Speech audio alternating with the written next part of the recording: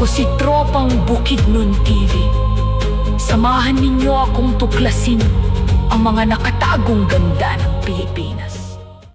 Sa pinakaloob ng kabundukan ng Mindanao, kung saan ang ulap ay sumasayaw sa tuktok ng mga bundok at ang kalikasan ay nananatiling dalisay.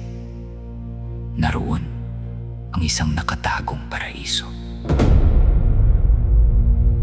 Ito ang Mindamora Falls, kilala rin bilang Limunsudan Falls. Isang napakagandang talon na matatagpuan sa hangganan ng Talakag, Bukidnon at Iligan City. Isa itong dalawang palapag na talon na may tinatayang taas na 270 metro o 870 talampakan. Dahilan upang kilalanin bilang ikalawang pinakamataas na talon sa Pilipinas. Habang unti-unting lumilitaw ang higanteng talon mula sa makapal na kagubatan, mapapansin mo ang walang kapantay nitong kagandahan. Ang malakas na agos ng tubig na bumabagsak mula sa matataas na bangin ay tila musika ng kalikasan na nagbibigay buhay sa buong paligid.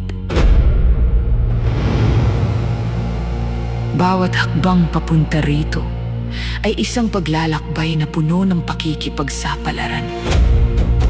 Tatahakin mo ang mga kagubatan. Maririnig ang huni ng mga ibon at mararamdaman ang malamig na simoy ng hangin na magdadala sa iyo sa isang mundong malayo sa ingay ng syudad. Hindi lang ito isang destinasyon.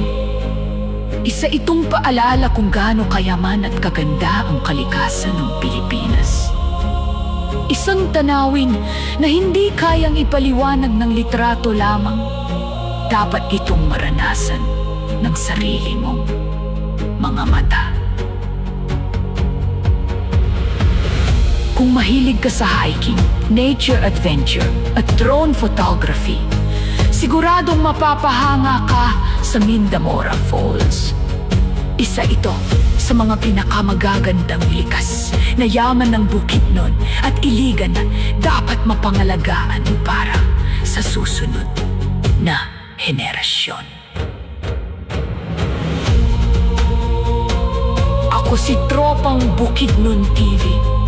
Samahan ninyo akong tuklasin ang mga nakatagong ganda ng Pilipinas. Huwag kalimutang i-like, i-share at mag-subscribe para sa mas marami pang Sinabik Travel Adventures. Hanggang sa susunod nating destinasyon. Ingat at mabuhay ang kalikasan. Yeah!